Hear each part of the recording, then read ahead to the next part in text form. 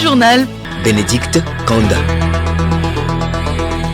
Madame, Monsieur, bonjour. Au sommaire de ce journal de la mi-journée, un important lot d'équipements médicaux réceptionnés pour les formations sanitaires du Togo. Le gouvernement veut rehausser la qualité de l'offre de soins, surtout en faveur des populations les plus vulnérables. Des cas de variole du singe détectés en Côte d'Ivoire. C'est un virus infectieux qui se caractérise notamment par une fièvre éruptive se transmettant de l'animal à l'homme ou d'homme à homme. Dans la page culture de cette édition, nous allons parler des fêtes traditionnelles en cours en ce moment. Demain samedi, on célèbre Don Ichou dans Logou et Baba dans Agou. Et puis sport, Jeux Olympiques de Paris 2024, Naomi Akakbo a établi un chrono de 12 secondes 34 centièmes. Un record personnel mais insuffisant pour une qualification au tour suivant. Elle termine sa série en 5e place.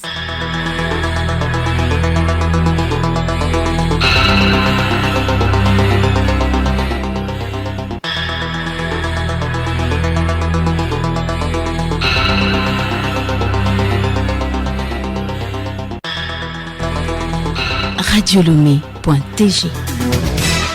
Bienvenue à tous. Période transitoire de la 5e République. Madame le Premier ministre Victoire Tomega-Dogbe a été reconduite dans ses fonctions par le président de la République Faure Sodina Singbe. La formation d'un nouveau gouvernement se fera dans les jours à venir. Santé pour tous, le gouvernement togolais, avec l'appui de la Banque mondiale, équipe les centres de santé en matériel. La cérémonie de remise officielle de ces matériels s'est déroulée hier à Lomé. Évaluée à plus de 15 milliards de francs CFA, ces équipements vont contribuer au renforcement du plateau technique des centres hospitaliers à travers le pays. Le point avec Alou Noyoé.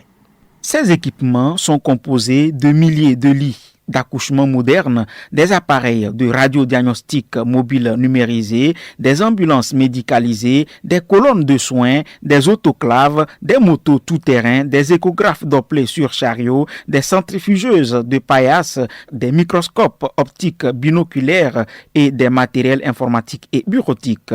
Ce don de matériel roulant et médical vient accompagner le Togo dans son engagement à améliorer la disponibilité des moyens logistiques afin de faire face aux urgences sanitaires dans les hôpitaux. Fili Sissoko, représentant résident de la Banque mondiale au Togo. Je dois féliciter les autorités, le président de la République et tous ses collaborateurs parce qu'il s'est impliqué au plus haut niveau en donnant des instructions très fermes pour que aussi bien ces équipes techniques, mais que aussi les équipes de la banque réfléchissent à la meilleure façon d'utiliser les fonds restants dans le cadre du projet Covid, parce qu'on s'est tous rendu compte que la lutte contre la pandémie avait pris une autre forme. Et donc il y avait des ressources qui restaient. Il fallait réorienter ces ressources dans les délais très courts, travailler vite. Et voilà, aujourd'hui, on est très heureux de voir qu'on a pu répondre aux attentes de la population dans un secteur aussi critique que celui de la santé. Cette action du chef de l'État vient rallonger la liste des nombreuses initiatives déjà entreprises en vue de rapprocher les soins de santé des populations. Et pour atteindre cet objectif, le président de la République a donné 3 recommandations que le ministre chargé de la Santé, professeur Moustapha Midiawa, présente. La première recommandation, c'est une répartition équitable du matériel dans les différentes formations sanitaires appartenant aux 3 niveaux de la pyramide. Le deuxième élément, c'est l'effectivité de cette répartition. Troisième recommandation, c'est le bon usage, l'entretien effectif de ce matériel. Cet appui est en adéquation avec les objectifs de la feuille de route gouvernementale et s'inscrit dans la droite ligne de la politique de santé pour tous. De la santé, on passe à l'agriculture, tout aussi importante pour la survie humaine. Les préparatifs pour la campagne agricole 2024-2025 vont bon train pour la deuxième saison pluvieuse dans le sud. Les producteurs vulnérables de Bamono, de Momehagou, dans le Vaud et de Tablibo, dans la région maritime, ont bénéficié de semences certifiées. Compte rendu Odette Bira. Il s'agit des semences maïs, riz, soja et niébé. Un appui du gouvernement à travers le programme de résilience du système alimentaire en Afrique de l'Ouest, FSRP, un programme d'investissement dans le secteur agricole initié par la CEDEAO. Il vise à renforcer la résilience du système alimentaire et nutritionnel. Le but poursuivi à travers cet appui est d'améliorer la productivité des exploitants agricoles pour un meilleur rendement. Guidigan Kokou, chef agence ICAT Bamono. Pour ce projet phare, nous avons identifié les gens en fonction des degrés de vulnérabilité et aussi, malgré la vulnérabilité, comment ces gens-là se battent quand même pour assurer la production. Parce qu'il faut mettre à disposition d'abord les semences parce que la saison va bientôt commencer et très prochainement, on va disponibiliser aussi les engrais. Nous avons la chance aujourd'hui d'avoir les conseillers techniques en gestion des exploitations agricoles qui vont vraiment multiplier les efforts aux côtés de ces producteurs-là, les suivre pour que l'itinéraire technique soit quand même observé ou que nous espérons avoir après tout le rendement. Ils sont au total 841 producteurs à bénéficier de ces semences dans ces localités. Le programme prévoit atteindre 28 362 producteurs. Les producteurs remercient le gouvernement pour ce geste. J'ai de la joie au cœur en recevant ces cadeaux. Je remercie aussi les donateurs parce que c'est un don, c'est gratuit. Mais ils ont fait beaucoup d'efforts pour retrouver ça pour nous donner. Donc je leur remercie sincèrement. Nous remercions FSRP de nous avoir amené des appuis, les semences certifiées. Nous sommes vraiment contents de cela. C'est du maïs sélectionné. Nous, on va faire l'agriculture avec ça. Ça là, 10 kilos, ça peut couvrir 10 bras carrés, soit un demi-hectare. Le journal Bénédicte Kanda. Actualité hors du Togo, en Côte d'Ivoire, 6 cas non mortels de variole du singe ont été détectés à Abidjan. Ces cas non mortels, selon les autorités sanitaires, sont les premiers déclarés dans le pays depuis la résurgence mondiale de l'épidémie en 2022. Le premier cas est un ouvrier agricole vivant dans le district de Tabou à l'ouest du pays. Les 5 autres se trouvent à Abidjan dans les communes de Koumassi et de Yopougon. Le virus peut se transmettre de l'animal à l'homme ou d'homme à homme. Mais dans ces 6 cas, la chaîne de transmission n'a pas encore été identifiée avec certitude. Les autorités sanitaires recommandent aux populations d'éviter d'entrer en contact avec les animaux sauvages, de bien faire cuire la viande avant consommation, d'être vigilant à l'apparition des symptômes de la maladie et d'éviter de toucher les sécrétions des personnes infectées. Au Soudan, selon le comité d'examen de la famine du cadre intégré de classification de la sécurité alimentaire des Nations Unies, la situation alimentaire dans la région Est est plus critique. Dans le camp de déplacés de Zamzam, la population est passée de 300 000 à près d'un demi-million de personnes en quelques semaines, selon l'ONG Plan International. Également dans l'actualité, la sensibilisation dans le cadre de la semaine de l'allaitement maternel se poursuit. Le lait maternel apporte au bébé des nutriments nécessaires pour sa croissance.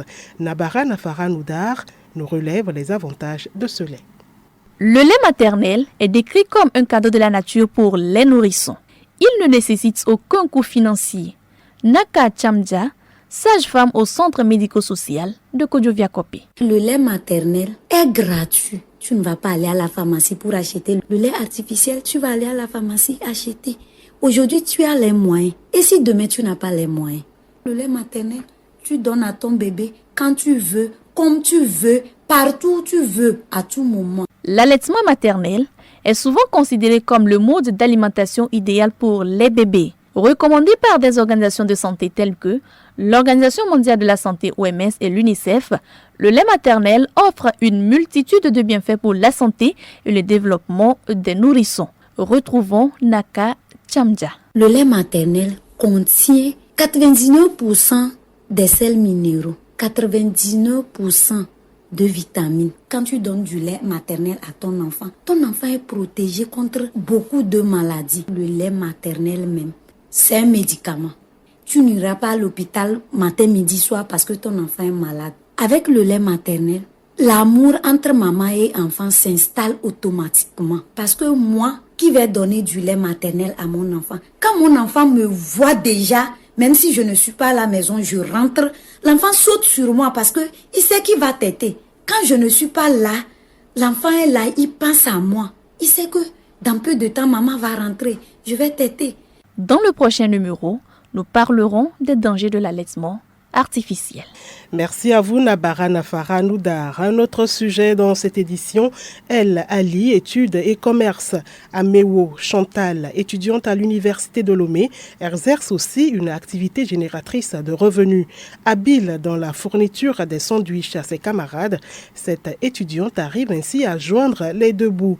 Voici son portrait réalisé par Albertine Kokovena et présenté par Angèle Untonji. Dame Chantal ne manque plus de moyens de déplacement entre son domicile et l'université de Lomé. Grâce à son commerce de sandwichs, elle a pu s'acheter une moto. À l'aise sur son engin, l'étudiante de 24 ans, teint clair, taille moyenne et enfin parcourt licence en économie et gestion. J'avais commencé à produire peu à peu, à vendre les sandwichs. Mais avec le temps, j'augmentais la quantité. À vrai dire, c'était pas facile. Vendre, après avoir terminé de vendre, aller suivre les cours, tout ces tracas, c'était pas facile. Avec cette activité de restauration, Chantal arrive à gérer d'autres dépenses. Lorsque je vendais les sandwichs, j'arrivais à acheter mes documents, à suivre les TD, mes déplacements, tout. J'arrivais à supporter tous mes besoins. Et d'une part aussi, j'économisais. Rigoureuse dans ses dépenses et dans l'épargne,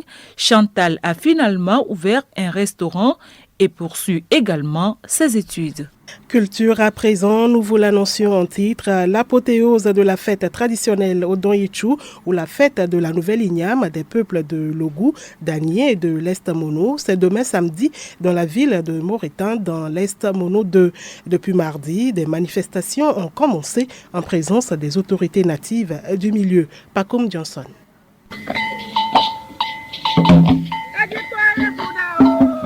C'est sous le regard de Mme Kuiganyawa, ministre de la Communication et des Médias, porte-parole du gouvernement, ainsi que d'autres autorités que des prêtres et prêtresses de Vodou ont exécuté chants et danses. La ministre Kuiganyawa a salué la mobilisation des populations pour ces cérémonies. Notre pays, donc, étant un pays qui travaille à un développement endogène, a mis l'accent sur la valorisation des cultures, des rites et des traditions. La fête de l'Igname Odon Ichu, qui est célébrée dans le Grand Ogou, s'inscrit dans cet ordre d'idées. Et pour cette année, vous le savez, nous en sommes 51 ans après l'instauration de cette fête, au plan officiel et formel, je voudrais dire. Il est donc important que, chemin faisant, les différents arrangements connaissent des améliorations. C'est dans le sens de cette amélioration pour davantage d'inclusion que l'ensemble des filles et des fils du Grand Ogou, qui inclut donc les préfectures de Logou, d'Anié et de l'Est Mono, ont convenu de célébrer cette fête de façon rotative. J'ai trouvé ici une importante mobilisation et que cela augure du meilleur pour les jours qui viennent, pour que nous nous retrouvions pour célébrer notre patrimoine culturel qui nous sert de socle pour la paix, pour l'union, pour le développement de cette ère et partant de là du Togo tout entier. Ces différents rites marquent le début des manifestations des activités culturelles de l'édition 2024 de Odon Ichu. Cette fête des moissons dans le Grand Ogou est célébrée par les Ifè, Odou, Fon, Aya. Alagbe Kokou Bayedje, président du comité d'organisation. Odon Ichu a une origine très lointaine. Nos parents étaient de la religion, ce qu'on appelle religion polythéiste, le vaudou. Chacun a son vaudou. Et si vous cultivez les yams, il faut offrir les prémices aux divinités. C'est comme ça que ça a commencé. Avant de manger les yams, avant que les yams ne sortent même, il faut offrir ça aux divinités. Et avant aussi que les gens consomment le foufou, avant de manger ça aussi, il faut faire des cérémonies au niveau des villes. Il faut donner les prémices aux fétiches, aux dieux qui nous ont aidés pour que la production soit bonne. Le thème de cette année est Ensemble pour notre prestigieux patrimoine culturel, socle de l'union, de la paix et du développement du Grand Ogou. Ce samedi, Odon Ichu édition 2024 donne ainsi le ton à la consommation de la nouvelle Igname.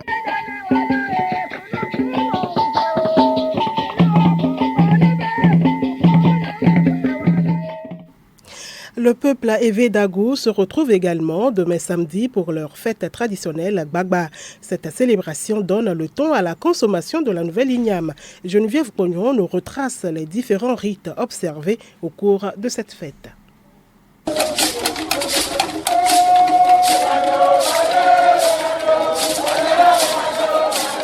Véritable richesse culturelle et traditionnelle, la fête Gbagba des peuples élevés d'Agoutavier est un moment de communion de ce peuple et ses divinités. Plusieurs rituels gravitent autour de cette célébration, dont le battement du tam-tam en Gbagba, la sortie de l'homme tigre à Petofia.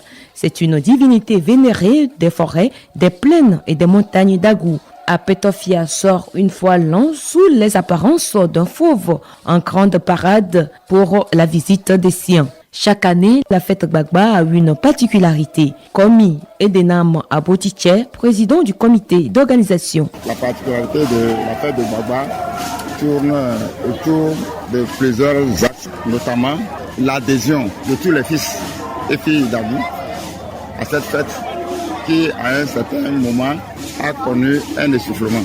Nous avions fait tout pour changer le dépôt, notamment en créant des prix de meilleurs élèves de la préfecture, en organisant des galas, des caravanes avec l'ensemble de la population. La fête Gbagba donne le ton à la consommation de la nouvelle igname et est célébrée le premier samedi du mois d'août de chaque année.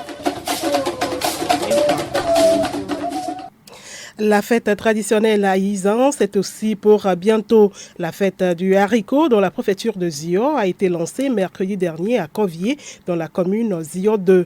Des galettes et autres dérivés du haricot accompagnés d'huile rouge feront la joie des milliers de natifs de Zio. Le déroulé du lancement des activités dans ce dossier de Raphaël Atigan avec la voix de Geneviève Pognon que nous retrouvons.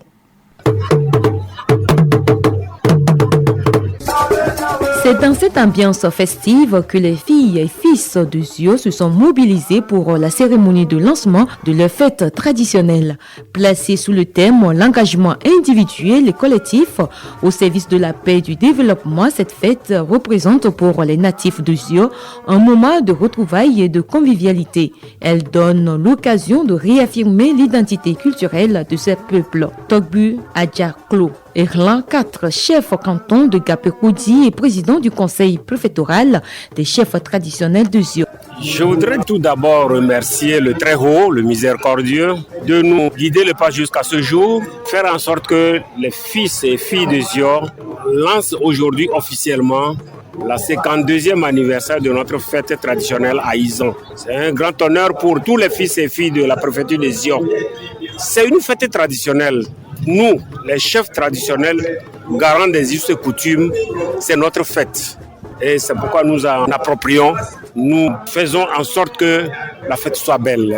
Le ministre de la Culture, Lamadou Koukossi, le préfet de Zio et quelques autorités ont allumé la flamme de la fête à Izon qui symbolise l'amour et la cohésion pour le peuple de Zio. De nombreuses activités sont inscrites au programme, notamment la formation des jeunes, un tournoi de football et le concours Miss Toubofia. Le 10 août prochain va marquer l'apothéose de cette 52e édition.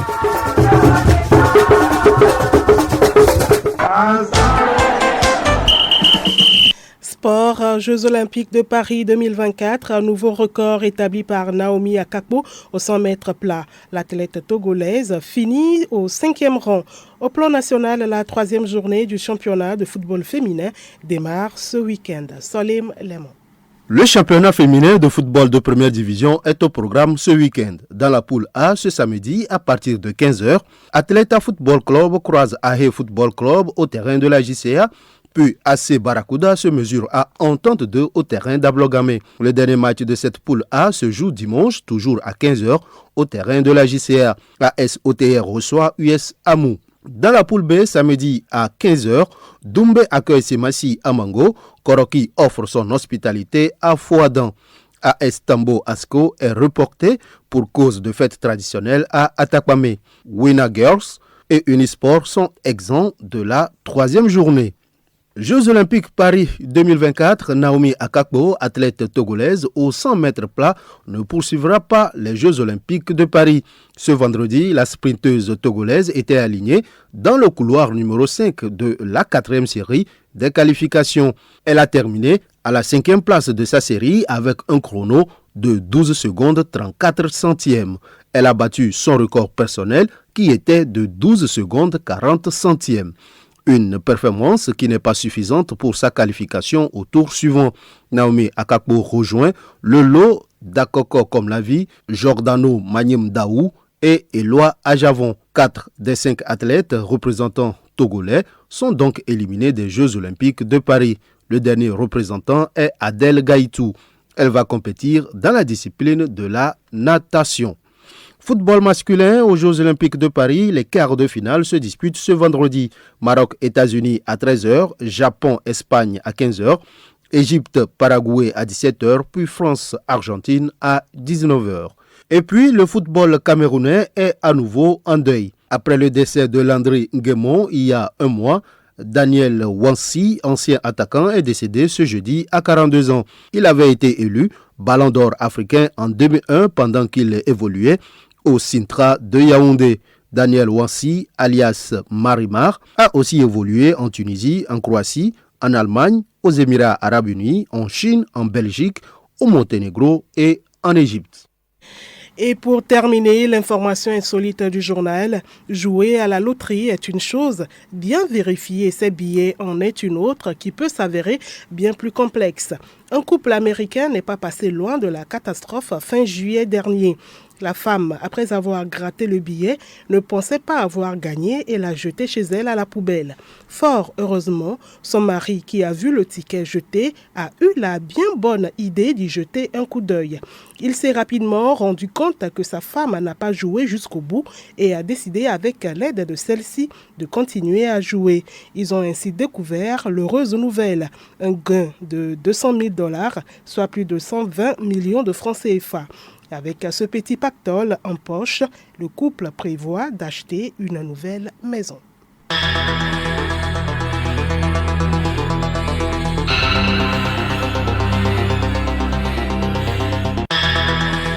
Madame, Monsieur, voilà, c'est la fin de ce journal. Merci de l'avoir suivi. Le rappel des grands axes. Un important lot d'équipements médicaux réceptionnés pour les formations sanitaires du Togo. Le gouvernement veut rehausser la qualité de l'offre de soins, surtout en faveur des populations les plus vulnérables. Des cas de variole du singe détectés en Côte d'Ivoire. C'est un virus infectieux qui se caractérise notamment par une fièvre éruptive se transmettant de l'animal à l'homme ou d'homme à homme. Et puis dans la page culture, nous avons parlé des fêtes traditionnelles en cours en ce moment. Demain samedi, on célèbre Odon Ichu dans Logou et Gbagba dans Agou. Ne quittez surtout pas, nos programmes se poursuivent.